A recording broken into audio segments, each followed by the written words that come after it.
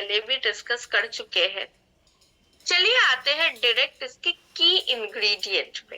तो लास्ट हमने बोला था कुर्की ड्रॉप बनता है कुर्की गोल्ड एक वेरिएंट से, लेकिन करक्यूमिन का जो ये कैप्सूल हमारे पास है इसमें है करक्यूमिन C3 कॉम्प्लेक्स, जो जिसका काम करने का पोटेंसी और हाई है। ओके, साथ ही में इसमें हमने डाले हैं बायोपिडीन्स जो कि बेटर अब्जॉर्प्शन में मदद करता है। हम हमारी कंपनी में प्रोडक्ट की अब्जॉर्प्शन को लेके हमेशा से ही हम अवेयर है, ठीक है।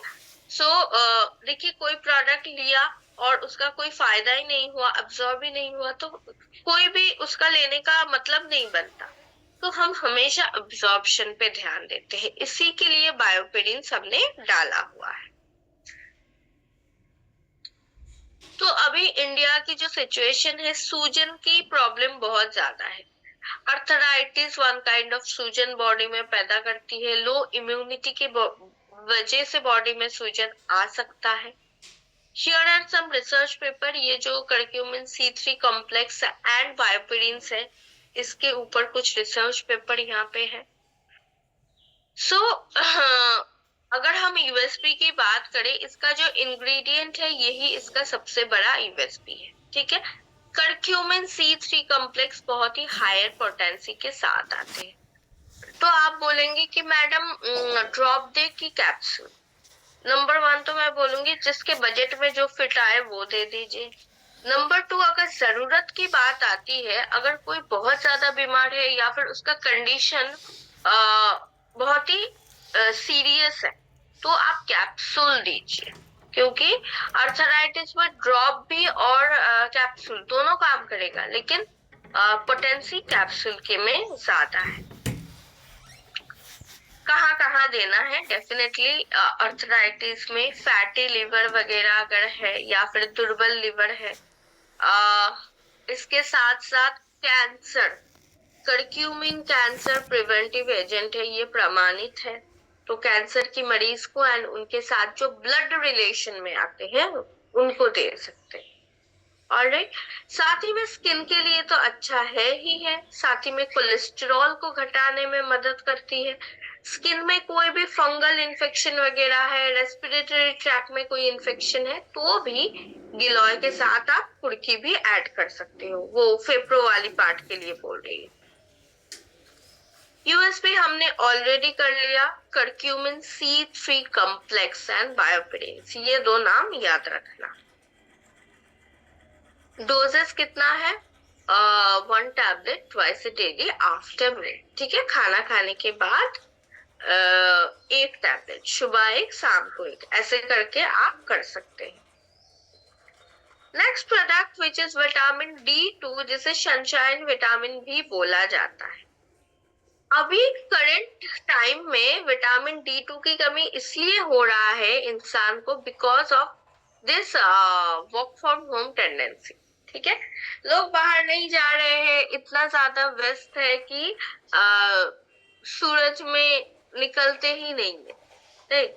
साथ ही में एक और बड़ी प्रॉब्लम है कि जो जिनका एजेड पर्सन है वो तो बाहर नहीं निकल सकते अपने एज के कारण।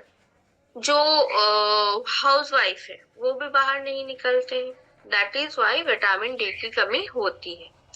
आयुर्वेदा भी यही कह रही है, सन इज वेरी एसेंशियल, कि हमारी सारी विटामिन को वो बैलेंस करे।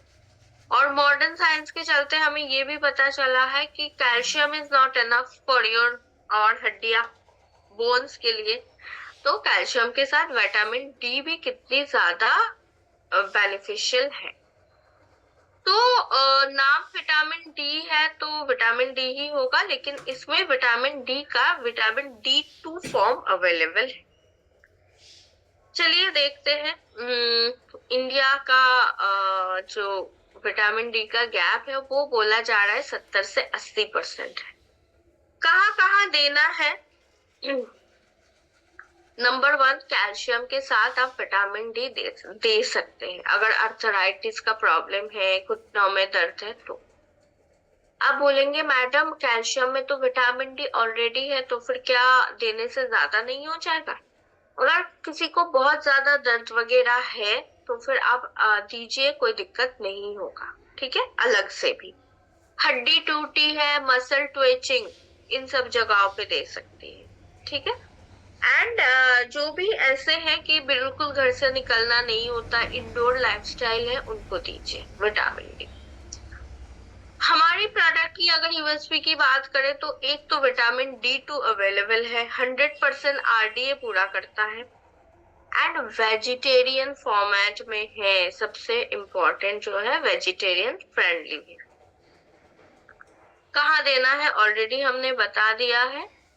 यूएसपी भी हमने कर लिया है। नंबर 1 तो 100% RDA पूरा करता है, मतलब एक एडल्ट का ना एक लिखा हुआ डोज रहता है कि इतना क्वांटिटी में चाहिए।